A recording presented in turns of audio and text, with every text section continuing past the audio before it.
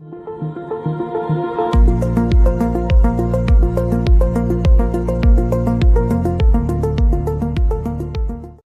to Wake Up Rise. I'm Edward Collins, and today's conversation explores how people search for meaning, purpose, and direction in a world that increasingly rewards speed, automation, and ready-made answers. We'll be talking about why understanding how is never enough without first understanding why, and how this shapes the way we live and work. I'm joined by Dr. Eleanor Brooks, a respected thinker and researcher whose work connects philosophy, ethics, and everyday life. Dr. Brooks, thank you for being here.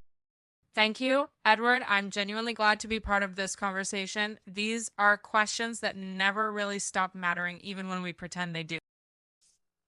I want to start with something very simple, but also very revealing today. One of the most searched words online is how people want instructions, shortcuts, techniques, how to succeed, how to be happy, how to find purpose. When you observe this obsession with what does it tell you about how people are thinking right now?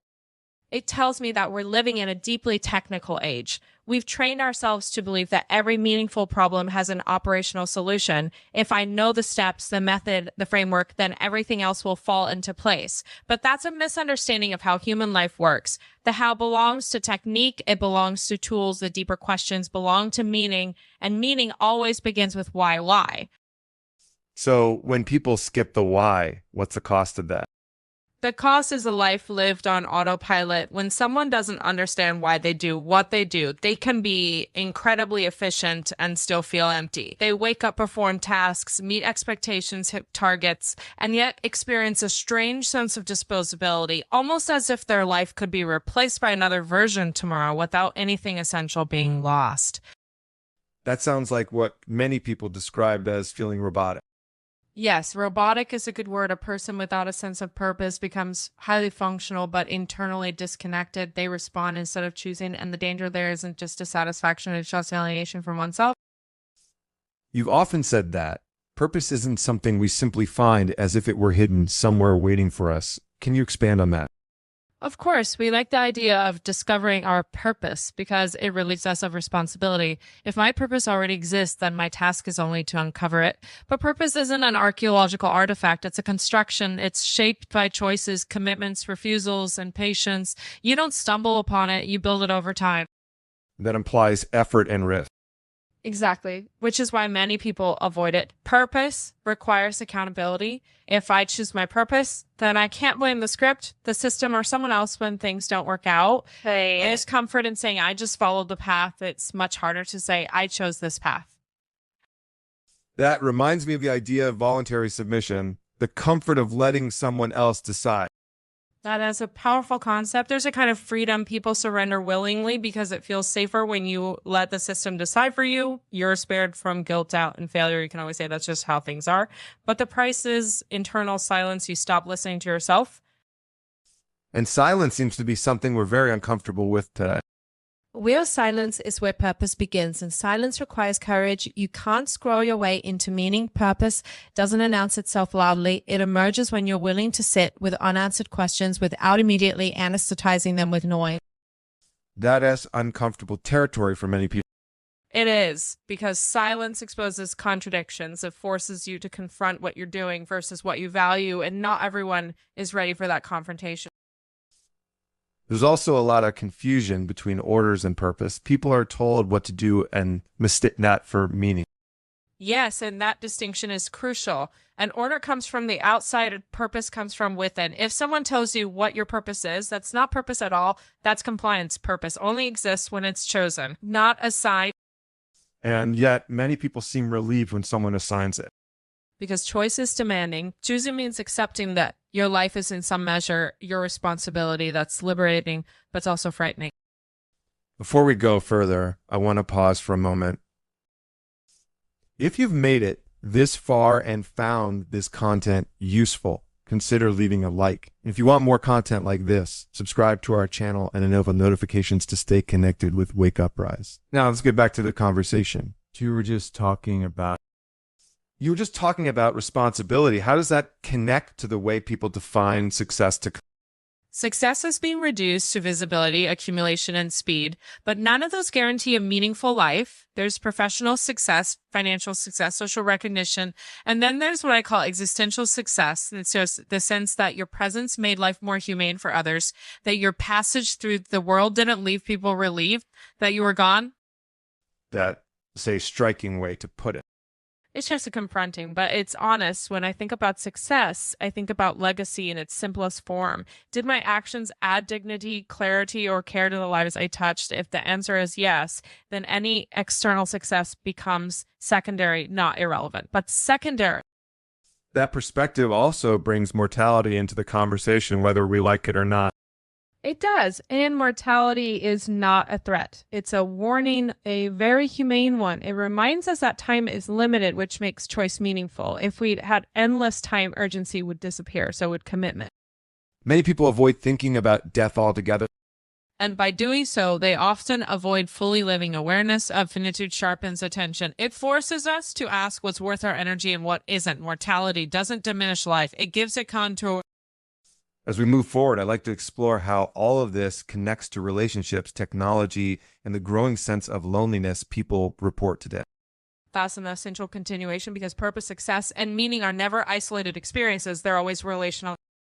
You were starting to connect purpose and meaning to relationships. I'd like to stay there for a moment because there's a paradox people keep mentioning: we're more connected than ever. Yet many report feeling profoundly alone. How do you make sense of that? I think the first step is to separate two ideas that often get confused: being alone and being lonely. Being alone can be nourishing. Loneliness is deprivation. You can be surrounded by people and still feel lonely, and you can be alone and feel deeply at peace. What we're experiencing now is not simply solitude, but a thinning of relationships. Thinning. Yes, many connections today are wide but shallow. We interact constantly but rarely deeply. We exchange signals, reactions, emojis, fragments of attention. What's missing is density. Real presence takes time, friction, and vulnerability. Digital tools are excellent at removing friction, but friction is where relationships mature. That's interesting because convenience is usually sold as a benefit. And it is a benefit in many contexts. The problem arises when convenience becomes the organizing principle of human connection. If relationships are optimized for speed and ease, they lose their capacity to transform us. Growth almost always involves discomfort, conversation, disagreement, waiting, listening. Those things don't scale well, so they get replaced. Replaced by availability. Exactly. We've shifted from presence to availability. Being reachable at all times is not the same as being present. Presence requires attention. Availability just requires a signal. And constant availability is exhausting. It fragments the self. When you're always accessible, you're never fully anywhere. That's why people feel tired even when they're not physically overworked. Their attention is continuously divided. You mentioned earlier that silence is essential for purpose. How does silence fit into relationship?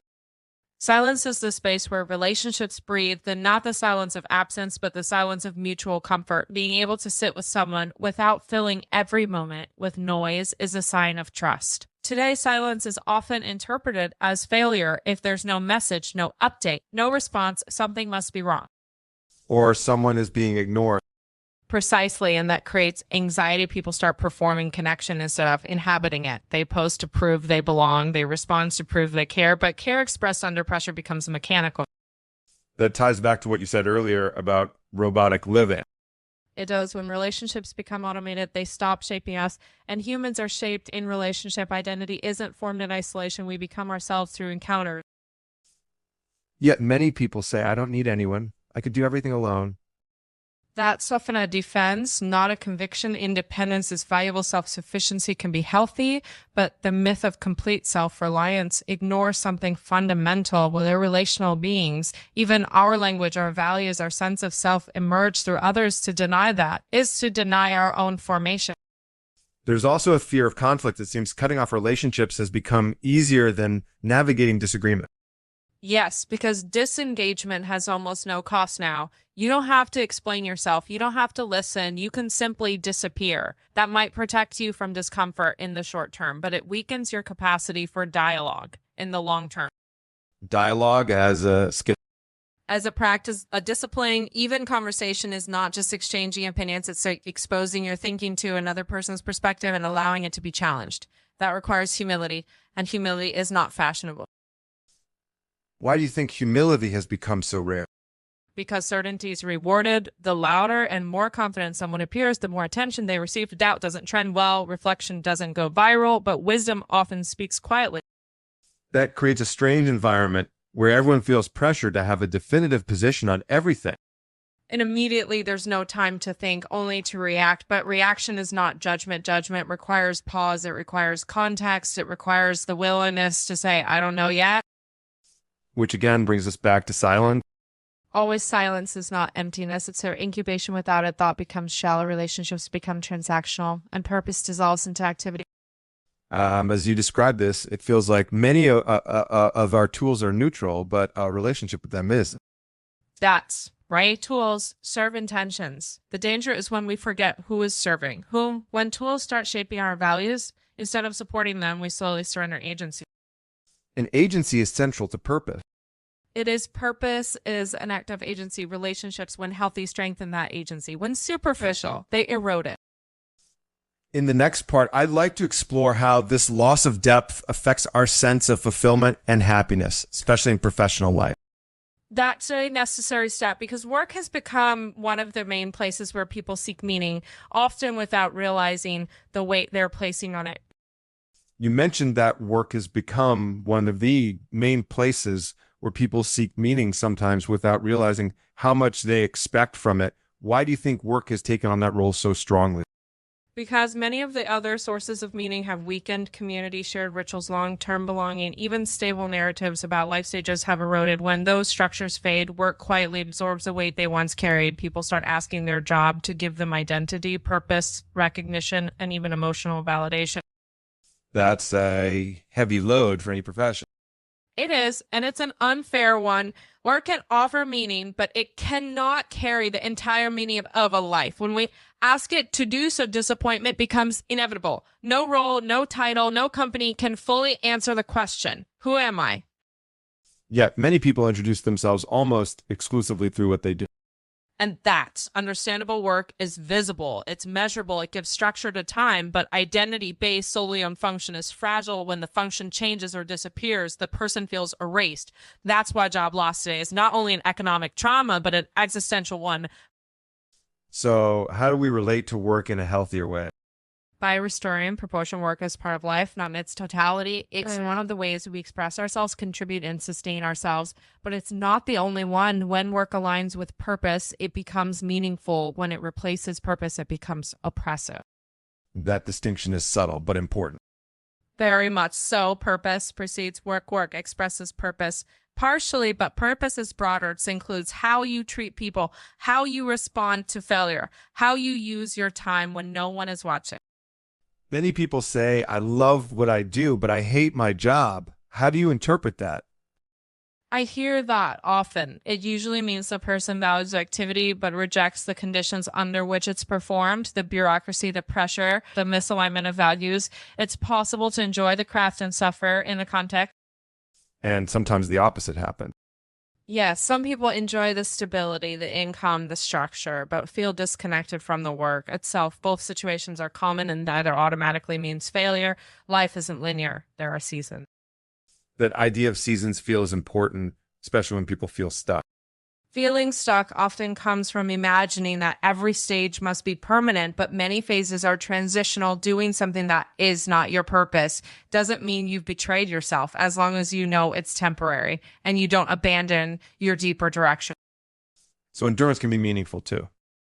Absolutely. There's dignity in persistence. Sometimes purpose is expressed in what you're doing now, but in why you're doing it and what it enables later. The danger is forgetting that it's a passage and turning it into a prison.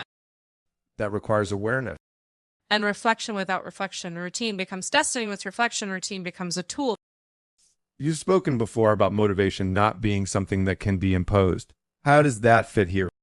Motivation is often misunderstood. You can stimulate, encourage, provoke, but you cannot install motivation in someone else. It's an internal engine if it's not there. No external speech will make it run. That's frustrating for leaders, teachers, managers. It can be, but it's also liberating. It shifts the responsibility back where it belongs. A good leader doesn't create motivation. They create conditions where motivation can surface. They remove obstacles, clarify meaning, and model coherence. coherence between what they say and what they do. That's right. Nothing demotivates faster than hypocrisy. People don't expect perfection, but they do expect alignment. When values are spoken, but not practiced, cynicism grows. That cynicism is widespread. Because many institutions speak in lofty language while operating in purely instrumental ways, people sense the gap when words and actions diverge consistently. Trust erodes. And trust is foundational, not only in work, but in life. Trust allows risk, allows growth. Without trust, people retreat into minimal effort. They do what's required, nothing more, not because they lack talent, but because they lack meaning. That brings us back to purpose again. Purpose always returns. It's the thread that ties effort, endurance, and fulfillment together. Without it, success feels hollow. With it, even difficulty can feel worthwhile. In the next part, I'd like to move toward how people define success itself and whether our current definitions are serving us well. That's an important question because many people are chasing goals that don't belong to them and wondering why they feel empty when they reach them. You said many people are chasing goals that don't really belong to them. How does someone realize that the version of success they're pursuing isn't truly theirs? Usually through discomfort, not the healthy discomfort of growth, but a quieter, persistent unease. You achieve something you were told would matter, and instead of fulfillment, you feel strangely flat. So it's often the first signal that the goal was borrowed, not chosen. Borrowed from where? From expectations, family narratives, cultural myths, social media, professional environments. None of these are inherently bad, but they become dangerous when absorbed without reflection. People inherit definitions of success the way they inherit habits unconsciously. And success today is often very visible. Visibility has become a proxy for value. If something can be displayed, counted, or admired publicly, that's assumed to be meaningful. But some of the most important forms of success leave no trace online. They happen in private decisions, in restraint, in kindness that no one documents. That creates tension for people who feel unseen. Yes, because recognition has shifted outward. People begin to doubt the worth of anything that isn't applauded, but a life cannot be lived as a performance indefinitely. Eventually, the self asks for coherence, not applause. How do you personally define success if you had to put it into words? For me, success is merit aligned with dignity. It's knowing that what I achieved did not require me to diminish others or betray myself. It's the sense that my presence made things slightly better, not more efficient at the cost of humanity, but more humane. That definition seems to resist shortcuts. It does. Shortcuts often bypass the very experiences that shape character. You can arrive faster, but you arrive thinner. There's less substance, and substance matters when circumstances change, as they inevitably do. Many people equate success with winning. Winning implies someone else loses. Success doesn't have to. It can be expensive when success is built on exclusion. It creates fear of losing position, relevant status. When it's built on contribution, it creates stability. That reframes competition. Competition isn't inherently destructive, but it becomes corrosive when it replaces collaboration entirely. Humans don't survive by competing alone. We survive by cooperating. That cooperation feels slower. It is slower and deeper. Speed is seductive because it gives the illusion of control. Depth requires patience, but only depth sustains meaning over time. You've spoken before about authenticity in this context. How does authenticity relate to success? Authenticity is alignment between what you say, what you do, and what you value. Success without authenticity feels fraudulent, even if it's legal and applauded. That's why some people feel uncomfortable receiving praise on some level. They know it's not fully theirs. Almost like being credited for someone else's work. Or for work done by a version of themselves. They no longer recognize authentic success can be modest and still feel complete. Inauthentic success can be immense and still feel empty. This makes me think about how people relate to failure. Failure becomes devastating when success is the only source of identity. If you are only what you achieve, then losing feels like disappearing. But if success is an expression of purpose, failure becomes information, not annihilation. That requires a different emotional posture. It does. It requires humility and resilience, the ability to learn without collapsing, to adjust without self-contempt. Many people fear that redefining success means settling for less. Redefining success doesn't mean shrinking ambition. It means refining it. Ambition guided by purpose is more demanding. Not less, it asks harder questions. At what cost, to whom, for how long? Those are questions we don't often ask. Because they slow us down. But they also save us from regret. In the next part, I'd like to explore how awareness of time and mortality influences these choices and why confronting finitude might actually sharpen life rather than darken it. That is a sideways conversation many avoid, but it's one of the most clarifying ones we can have. You said that conversations about finitude are often avoided yet deeply clarifying. Why do you think people resist engaging with the idea of mortality so strongly? Because mortality interrupts the illusion of endless postponement. As long as we imagine unlimited time, we can delay decisions, repair later, love later, change later. Mortality confronts us with the fact that later is not guaranteed. That can feel threatening, but it's actually instructive. In what way instructive? It teaches proportion. When you remember that time is finite, trivial conflicts lose some of their power. Not all of them, of course, but many. You become more selective about what deserves your energy. Mortality doesn't tell us how to live, but it forces us to ask whether the way we are living makes sense. Some people interpret that as pessimistic. It sees it as the opposite. Pessimism says nothing matters. Awareness of finitude says this matters because it won't last. Value emerges precisely because something can be lost. So impermanence enhances meaning. Yeah, so think about joy. Joy isn't diminished by the fact that it ends. It's intensified. A reunion is meaningful because there was separation. Rest is pleasurable because there was effort. Even love deepens because it's fragile. That reframes loss in an interesting way. Loss hurts because connection mattered. Pain is not the opposite of meaning. It's often proof of it. A life without loss would be a life without attachment, and that would be unbearably thin. How does this awareness shape daily behavior? It encourages care with words, with choices, with people. When you realize you don't have infinite opportunities to repair, apologize, or listen, you treat those moments with more seriousness. Mortality sharpens attention. And perhaps patience. Patience. Yes, but also urgency of the right kind, not frantic urgency, but intentional urgency. The sense that something should not be postponed indefinitely, saying what matters, choosing what matters. You mentioned earlier that success, in your view, is connected to how one is remembered or perhaps how one is not resented. That's right. I often think of success in terms of absence. When someone leaves a room permanently, what remains? Relief, gratitude, indifference. None of us will hear the answers, but imagining them guides behavior. It's not morbid, it's ethical. Ethical in what sense? Because it asks how our actions affect others over time. It pulls us out of pure self-reference. A life oriented only around personal gain ignores the relational consequences of existence. This perspective seems to conflict with the culture obsessed with immediacy. It does. Immediacy narrows the horizon. Mortality expands it. When you think beyond the next reward, you start asking about coherence across a lifetime, not just performance in a moment. Does this awareness change how people relate to pleasure? Very much so. Pleasure becomes richer when it's not compulsive. There's a difference between appetite and excess. Appetite anticipates and enjoys. Excess dulls and numbs. Finite beings learn to savor. Infinite beings would consume without tasting. That is a powerful distinction. It applies everywhere. Work, relationships, entertainment. When something becomes endless, it loses intensity. Limitation gives So mortality isn't the enemy of happiness. No, it's one of its conditions. Happiness requires contrast without endings. There's no fullness. In the next part, I'd like to connect this to technology and automation, especially how tools that promise convenience can quietly reshape our autonomy and attention.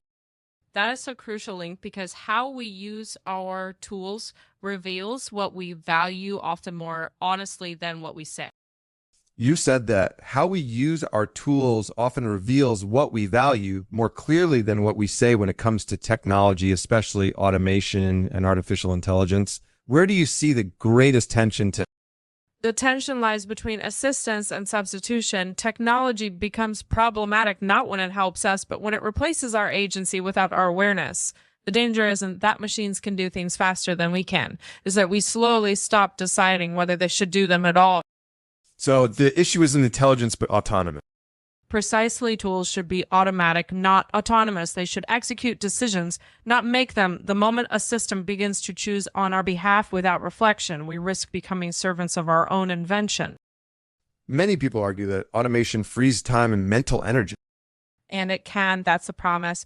But The question is always free for what if automation saves time only to fill it with more distraction, more consumption, more noise? Then nothing essential was gained. Time was exchanged, not liberated. That suggests intentional use is key. Always, any powerful tool demands discernment. A knife can prepare food or cause harm. The knife doesn't decide we do. Technology is morally neutral only in theory and practice. It amplifies intention. How do you personally navigate that boundary?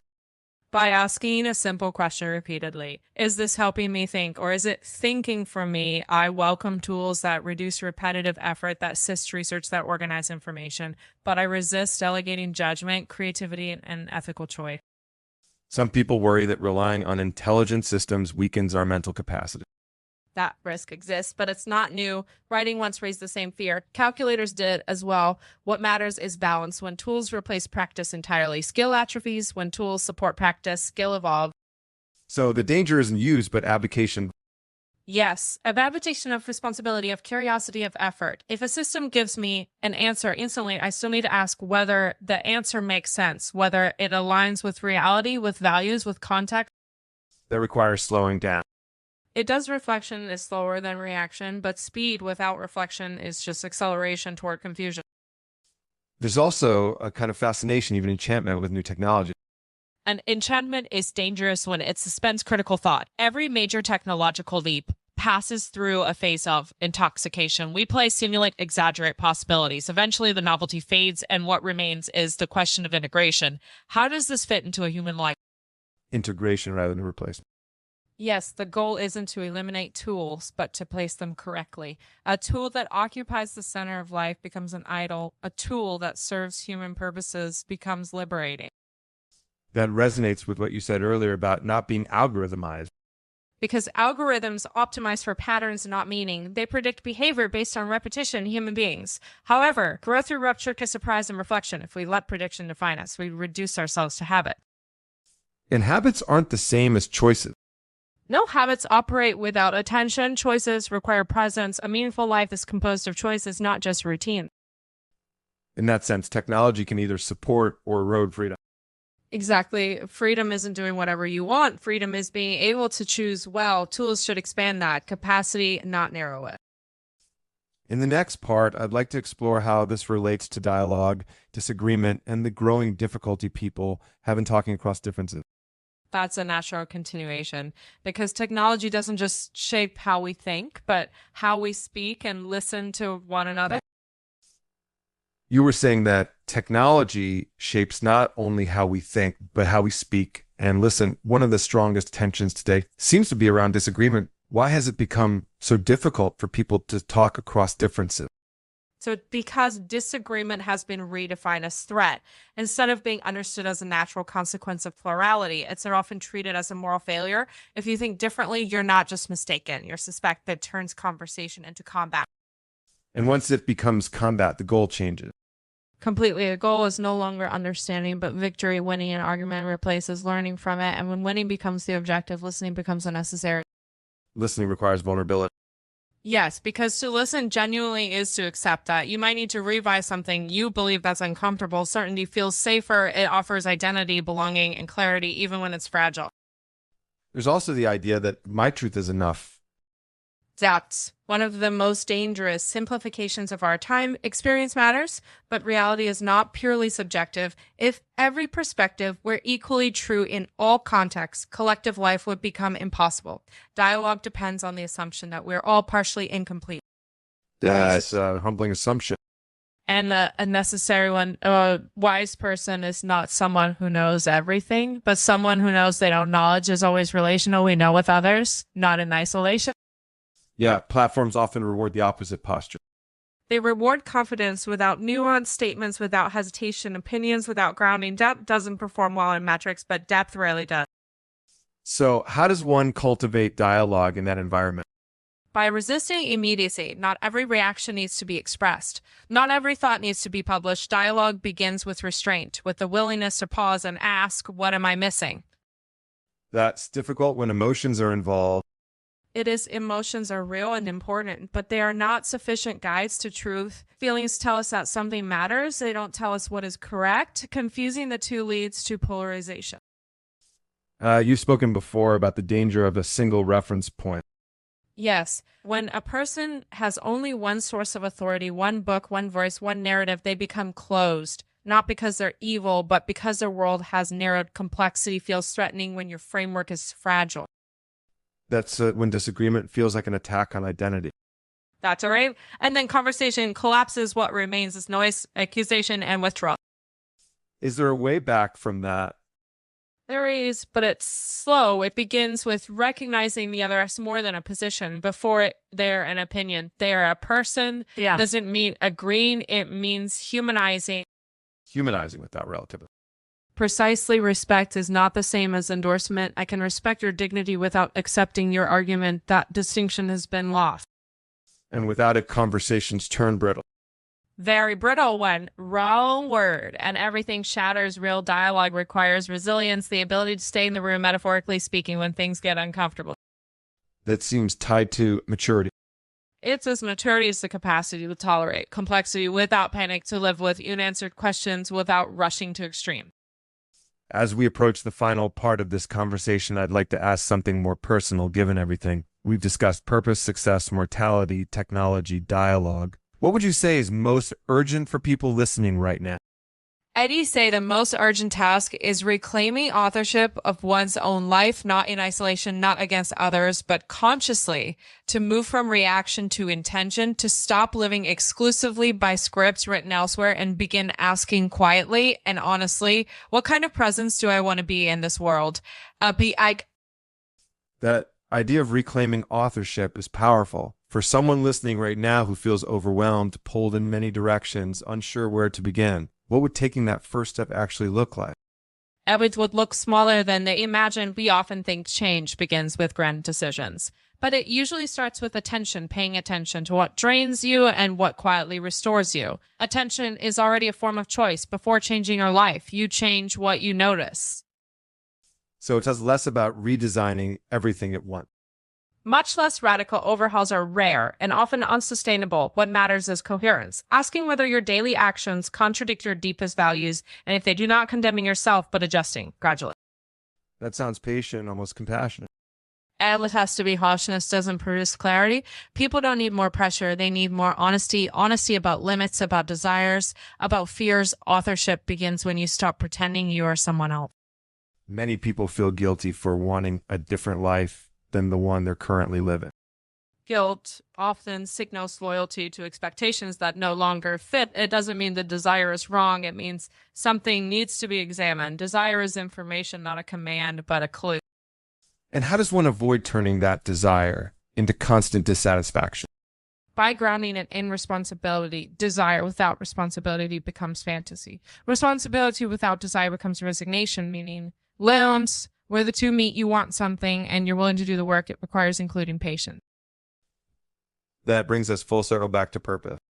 Purpose is not a destination you arrive at and stay forever. It's a direction you keep choosing. Some days you follow it well, other days you drift. What matters is returning again and again with awareness. As you say that, it feels less intimidating, more human. A meaningful life is not a flawless one. It's a responsive one, a life that listens, adjusts, and remains open to learning until the end. Dr. Brooks, this has been a deeply thoughtful and grounding conversation. Thank you for the clarity, the depth, and the generosity you brought today. And thank you to everyone who stayed with us through this dialogue. Thank you, Edward. I truly appreciated the care with which you guided the conversation. I'd be glad to continue this dialogue another time. I hope you enjoyed today's episode and that this content makes a difference in your life. If you'd like to suggest other topics for the channel or share what you thought about this episode, feel free to leave a comment. Until next time. Bye-bye.